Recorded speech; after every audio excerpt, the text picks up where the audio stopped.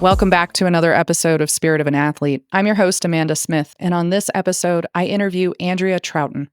She is a holistic health coach and an anti-diet personal trainer. You're going to learn her experience in Brazilian jiu-jitsu and other martial arts, as well as her take on what an anti-diet personal trainer does for her clients. I truly hope you enjoy this episode. Andrea Troughton, thank you so much for being on Spirit of an Athlete and sharing your story with us. I understand. Thank you for having me. Oh, absolutely. I understand that you are in combat sports. Which combat sport are you in and what level are you at? So I primarily do Brazilian jiu-jitsu. I dabbled in a couple other things, a little bit of Muay Thai and a little bit of MMA, but jiu-jitsu is my primary sport. And I've been doing it for about 6 years, and I am a purple belt. Okay. What made you say, I need to do Brazilian jiu-jitsu? It was kind of a few things. Like I always was interested in trying like some sort of combat sport. I really didn't know very much about them. Um, any of them really. My most like introduction to jujitsu was first when I saw the UFC and I was like, what am I looking at? Like two men rolling around on each other. Like, I don't know what this is. So I didn't really know much about it, to be honest, but I had always been interested in learning self-defense and learning, I don't know, just to feel like I could take care of myself. And I started working. I'm a personal trainer, and the gym that I moved my business to in 2018 was also opening up with a Brazilian Jiu Jitsu studio in it. And I still honestly didn't really know that much about what it was, even when it opened. I just knew that it was grappling based, and it kind of like looked to me a bit like wrestling. But the way it was described on some of the like literature that they had, some of the like signage they had is Brazilian Jiu-Jitsu is not about brute strength, but about skill. So it's kind of really discussed as a sport that is, it doesn't necessarily matter if you're the biggest or the strongest, but you're still able to master these techniques. And if you can use these techniques, you can handle opponents who are maybe bigger and stronger than you. And that was really what appealed to me and why I wanted to try it out. It took a while for me to get there, but once I did, it was certainly worthwhile. But you're a purple belt now, which means you've been in I it a am. minute. Yes. From what I understand of martial arts, I've never been in martial arts myself, but from what I understand, to get to that level, you have to have a boatload of commitment. Is that right? Yeah, I would say so. Like, there are definitely different paces at which people kind of progress through those levels. And I was like, I tend to be somebody who, when I get interested in something, I like it snowballs and I get really into it. Okay. So, when I was first starting out, I took me a little while to get like comfortable. And then I went through a phase where I was training all the time, training like every day if I could, which I like ultimately have scaled back now as I realize that that wasn't necessarily sustainable practice for me. But at the time I just like, I threw myself into it and I was really, really interested. And so I wouldn't say that I progressed super quickly. I think I progressed at a very normal pace, I think, at what other people also do in the same amount of time. But Mhm. but it definitely helped me like really get into it and really start like the more advanced and the more skill I develop, I the more I even continue to be interested in the sport, which I think is really cool. Yes, no doubt. So are you planning on becoming a black belt? That's the goal. I mean, it's not ultimately up to me. I guess I have to see if it's given to me as I continue to advance. But I would love to become a black belt, partly because I think it would be just like a really very cool achievement. Especially considering I started training quite a bit later in life. Like a lot of people who get to black belt, some of them are training since they're kids. So I would really love that. But but I also don't think I don't feel like there's a rush to get there. I just want to like enjoy the process and learn as much as I can and like really just continue to love doing the sport. And if that helps me get my black belt, that'll be amazing. Nice. Okay, so you mentioned that you are a health coach. Yeah. What does that mean, and how do you use your Brazilian jiu-jitsu background in your health coaching? I love that question actually. So I've been a personal trainer for about 10 years. And in that time, I've also studied holistic nutrition and kind of crafted my business as a very holistic health and fitness coaching business. I really like in my work, I don't really work with athletes in the gym or in my coaching. I work mostly with women who are starting to try and build a better relationship with exercise, build a better relationship with their bodies, and just like feel better in their skin and feel more at peace with themselves and just like more connected with themselves. And that's really sort of my goal, is to try and make people feel more comfortable in their bodies and take their bodies out and do more things with them and feel joyful when they move. And so I think when it comes to how jujitsu impacts that, it's really I think for me, jujitsu was one of the first like times I got into a sport or any type of physical activity since I was a little kid, like since I was a young girl taking my first dance classes. It's the first activity that I've really been drawn to that caused me to kind of redefine my own relationship with exercise, where there used to be this whole pressure about exercising because I needed to look a certain way, or I wanted to, I don't know, prove something to myself or prove something to other people, or just it wasn't something that I did because I wanted to. It was something that I did because there was like this sense of need or urgency about it. Like I had to be there. Mhm. And since like falling in love with jujitsu and finding physical activities that like I'm really excited to do, that's really shifted the way I approach exercise and the way I approach clients, because now it's all about like when I exercise outside of jujitsu, it's all about making sure that I can keep doing the thing that I like doing for as long as possible. So it's about making sure that I take care of my joints and I don't have too much pain, and that I'm strengthening my body in ways that's functional for me in my sport, as well as just like so that I have less pain and I feel good and I can keep doing what I like doing. So I think that's really changed the way I approach clients and really helped me focus on finding things that make them happy and finding things that they can pursue, as well as making sure that I focus on people working on avoiding or reducing pain and just feeling the best they can physically in their bodies so that their bodies can do what they want them to do. I love that. When you get a client that you start to realize this isn't quite what is lighting you up, do you suggest other ways to connect with their body and connect with being more physical? Yeah, like I mean, a lot of the times people come to me and they're like they're super uncomfortable in the gym, or like they don't know what they're doing there, and I always try and get people to start with really small things, like okay, let's just like think of the easiest way that you can start moving a little bit more, and trying to just place that in their path instead of feeling like they have to do X, Y, and Z.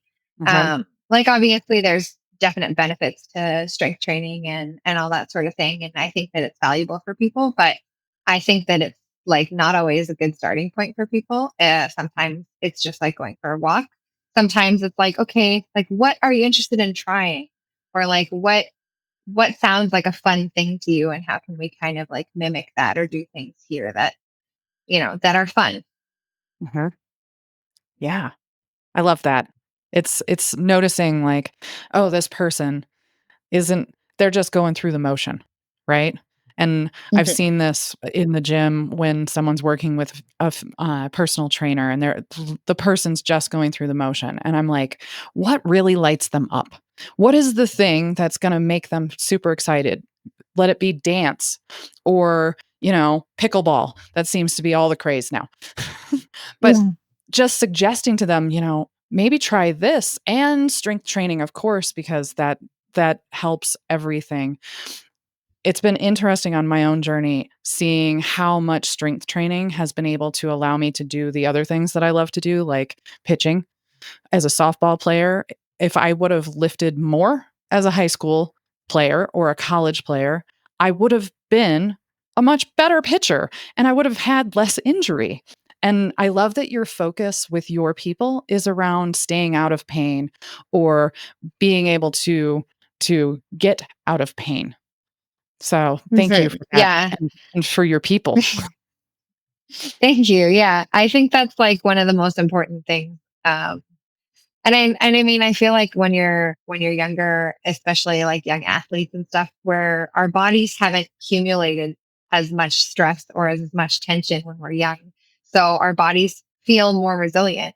But as we get older, like the accumulation of all the stuff that we've been doing, all the activities that we do, it comes and it starts to catch up on us. And it's unfortunate that we're not taught when we're younger, like, oh, you need to do these things if you want to, do these other activities because it's gonna prevent you from having more pain when you're older. Right. But yeah, it's like the activities that we do in the gym, I think, are so much more important to use them to make it so everything else in life feels better rather than like have that be the central focus. I love that. So you've mentioned a couple of times taking care of your joints is something that you focus on. What's some of the stuff that you teach people in order to do that? Yeah, that's a great question. Like, I mean, especially with like jujitsu can be really hard on the joints because we're constantly trying to like attack each other's joints. Yeah. Um, so that's like definitely become a major focus for me as I've gotten into it. But even just in general, like most people as they age or whatever, we get joint pain in various different places. Uh-huh. So the biggest thing that I usually work on with people who are trying to prevent or manage or reduce some of that pain is figuring out where their muscles are tight, trying to work on actively loosening up those muscles. But what's most important, I think, that people often forget about in terms of like, flexibility or mobility training is like we spend a lot of time focusing on the relaxing the muscle, the stretching, the foam rolling, and those are great. But we also have to make sure it's combined with like strengthening the other muscles around it because when if we have one muscle that's tight, there's always like an opposing muscle or a neighboring muscle that's a little weak or is having trouble firing up. So, really, the thing for me is creating balance between those two sides of things, making sure we spend enough time stretching and lengthening our muscles and an equal amount of time strengthening and activating them. So that way, those two combinations are really what help the joint stay the healthiest. I love that. As you were saying that, I was literally going, "Oh, I'm being tense in my glutes right now as I'm standing here talking to you." And I'm like, "Oh, I need to relax that." So I'm inviting the audience right now to tense something up and then relax it and see how that feels because yeah, it creates more access and that mind muscle Mhm. connection. That's powerful always. It totally Um, is. Absolutely. right. So, yay, saving people's joints, especially as we get older. Holy cow. Yeah. Okay, the other thing that I think I heard, and I know we talked about this in the pre-interview, is your idea and perspective around anti-dieting. What does that Yeah. mean? So I consider myself an anti-diet coach or an anti-diet personal trainer. So to me, what that means is I really focus on being body neutral. Um, so I work with a vast group of clients, and I think it's really important to approach health, exercise, food, all of these things from a place of like neutrality where we're not necessarily focusing on trying to lose weight. We're not necessarily focusing on trying to change our body. We're not trying to focus on like restricting or cutting back on things, but we're more focusing on approaching things from a really balanced viewpoint and building a healthy relationship with the food, with movement, with our bodies. So I really, I don't weigh my clients unless like if they choose to do those things, that's people are absolutely welcome to do what feels best for them.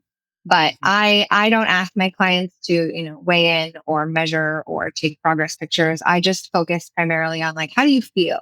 If your body's feeling physically good, if you're feeling like you have good energy, if you're feeling capable, those are the things that I really care about. And, what happens to how your body changes is, it might change, it might not. And I try to really minimize focusing on that because I feel, from my personal experience in my life and also with my experience working with clients, when we focus too much on our body shape and size, it really takes away from the relationship we have with it, and it really puts all this pressure on food and exercise, and it really takes the joy out of a lot of it. And I'm all about like finding joy in those things. So anti-dieting for me is about really focusing on how we feel and not on how we look. And also, especially in sports, weight class sports, I really notice that like jujitsu and other sports where people have to weigh in, but just like for women in general, there's so much pressure on us, on our bodies and on how we look. And there's such a high risk for disordered eating in those realms. So the more I can de-emphasize restricting and control and feeling like you have to do certain things a certain way, the more I feel like I can help people also heal and prevent those like risks of disordered eating and body dysmorphia and all those things that come along with that really kind of precarious package that we get sometimes. Yeah. I love that you brought up that BJJ and other martial arts, and for me, powerlifting or wrestling or any of these sports where we have to weigh in and meet a certain weight class, or it really does wreak havoc on the joy of the sport. And Hmm. when I'm thinking about, as a power lifter, I've got to get into a singlet. As someone in martial arts, you're in a gi usually, and it's easier to hide your body and have less body dysmorphia. But for someone like a cheerleader or a dancer, we have to get into certain costumes to participate in the sport, and there's definitely this pull to look a certain way because we are athletes, right? We identify as Hmm. athletes. So thank you for bringing that to light, and thank you for being the anti-diet coach. I love that. What's the age Thank you. range Yeah. that you generally Yeah, absolutely. What's the age range that you generally work with? It varies quite a bit, but I find most commonly the clients that are coming to me are between, I want to say, 29 and 58. So it's a Okay. pretty big range. I do find I'm lately, I don't know if it's just because of where I am in life, but I do find I'm connecting with a lot of women in their like mid to late 30s, which is, um, I don't know, like a trust, like I guess. So I have been working with a lot of clients in that range, but generally speaking, I find that sort of like, late 20s to late 50s. That's a lot of the clients that I've worked with. That's interesting to think about it from a generational perspective. Those who are in their 50s, they're dealing with menopause. They've got that hormone side of the house as women. Women in their 30s, that's not even on their radar. uh, and truly, I love that you're working with women who are getting back into recognizing their body and wanting to take better care of themselves. That's beautiful. That's Mhm. You hope that you would see more clients in their 20s and 30s than in their 50s getting to that point in life, but that unfortunately is the reality of our world. So, ah, ah, being healthy is really that's the key. And Andrea, thank you for really shedding light on that. Where can people find you? They can find me in a few places. They can always find me on Instagram. I would say that's where I'm like the most active. And on Instagram, I am Work of Art YEG. YEG is the city that I'm in. So it's all one word. Or they can probably search up Andrea, the anti-diet coach. I'm pretty sure they can find me that way as well. But They can also find me. My website is workofartcoaching.ca.